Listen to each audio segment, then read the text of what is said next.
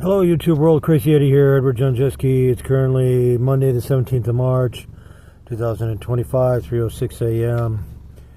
Stinking Lincoln.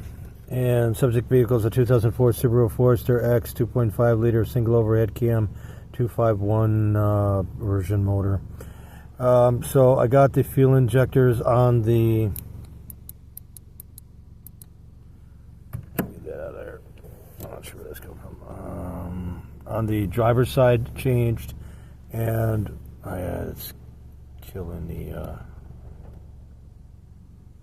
if you look at the values there, you can see that it's going more frequently to the median, the 0.45, and also that it goes under it. I'm going to do the brake pedal so you can see that it will fluctuate it now more than it did before changing these two injectors. I only changed the driver's side bank. I only had two to change. I saw that one of them I had already changed because it's got the UPullIt permanent marker on there. So that's a good sign. The vibration I noticed right away outside was less. I checked it on the inside. It's definitely less. But I do notice with, I'll go back to the light, when I do the solenoids, it really draws it down. I don't understand how the power in that momentarily for a solenoid should be so little. I would think that should even draw it down, but you can let me shut up and you'll clearly hear it.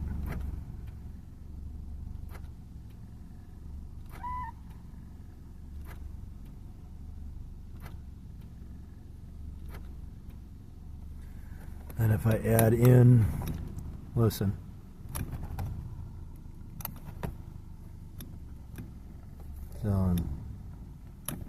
So it's just two of them. So I just did a alternator test on it, and it has me run it up to 2,000 RPM, and it claims it's okay, but I don't know yet how to check it at the lower levels here. But this here, if you just look at that, that's just two windows. It's starting or stalling the motor, and I turned the lights and everything off. So for an alleged 90 amp alternator, that's pretty bad. But back to these again, you saw it still tends to go more to 6 and 700s, but it's much less.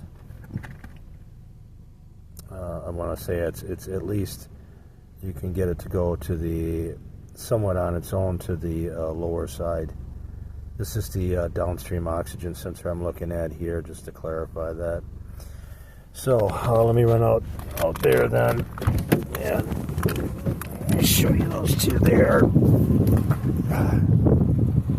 So this is just a quick follow-up. Okay, so here's one of them. That looks like one of the ones that was in the car, but this one here, it's got a little bit of the marking left on it yet from the UPullIt junkyard. So, the least of which is when I look at other people's videos, even if you do the basic tests, which I did, I pressurized it using the 65 Ford YouTube pen name guys method. This is just broken between.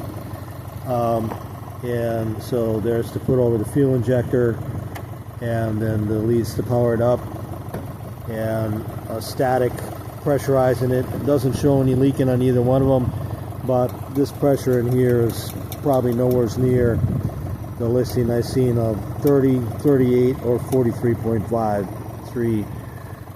Two, because regulated, the one is saying with the fuel pressure is supposed to regulate it to 30. If you disconnect the vacuum for the fuel pressure regulator, then it'll go to 38. And another one claimed 40, but that was the AI generated one, so I don't know how accurate that one was either. And this one that I'm seeing here that I was referencing, they're not saying which of the Subarus that is.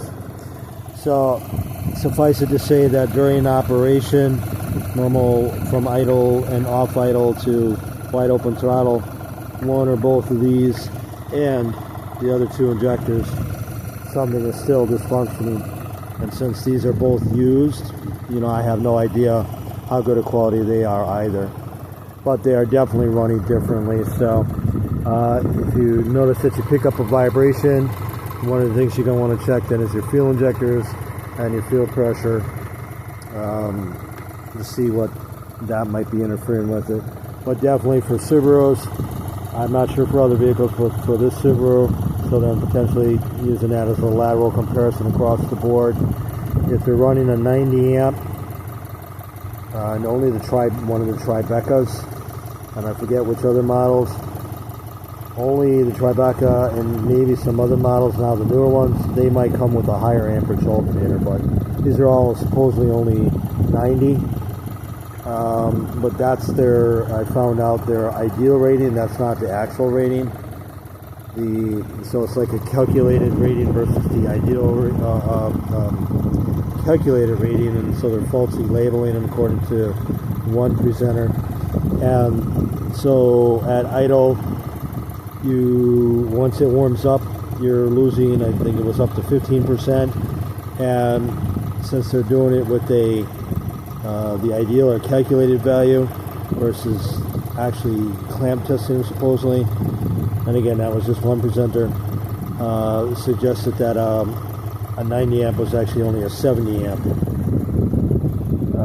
Either way, when you listen to the sound of how the motor sounds like it's going to stall, that's a brand new coil pack, relatively new wires, relatively new plugs.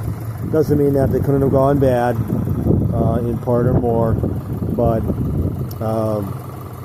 you can hear as I do just two of the on the driver's side, the windows, how that pulls down the RPMs really bad. So I'll leave it at that. Thank you so much. Please like and support.